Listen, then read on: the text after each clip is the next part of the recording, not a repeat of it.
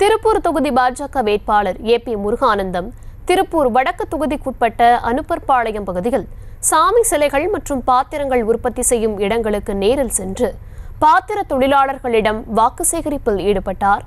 விவரங்களை தர இருக்கிறார் செய்தியாளர் துரைராஜ். விவரங்கள்.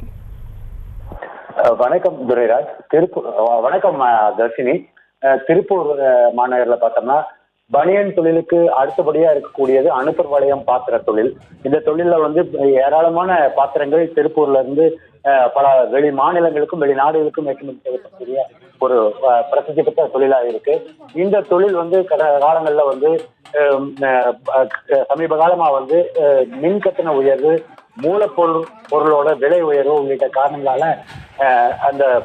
அந்த தொழில் முடங்கும் அபாயம் இருந்து வருகிறது. இது குறித்து பல முறை பாத்திர உற்பத்தியாளர்கள் மத்திய மாநில அரசுகளுக்கு கோரிக்கை வைத்த வண்ணம் இருந்தனர்.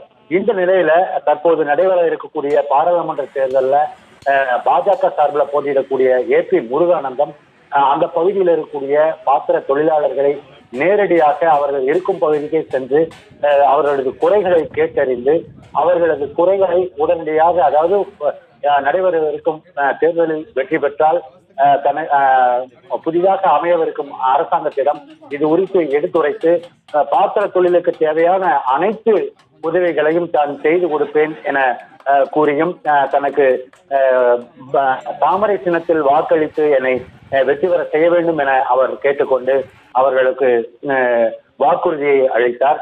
மேலும் அந்த பகுதியில் இருக்கக்கூடிய தொழிலாளர்கள் அனைவருக்குமே அந்த வாக்குறுதியை அளித்தபடி தொடர்ந்து தனது பிரச்சாரத்தில் ஈடுபட்டு வருகிறார். தர்ஷினி,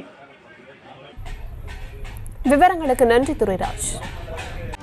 செய்திகளை உடனுக்குடனும் துல்லியமாகவும் தெரிந்து கொள்ள சப்ஸ்கிரைப் பண்ணுங்க.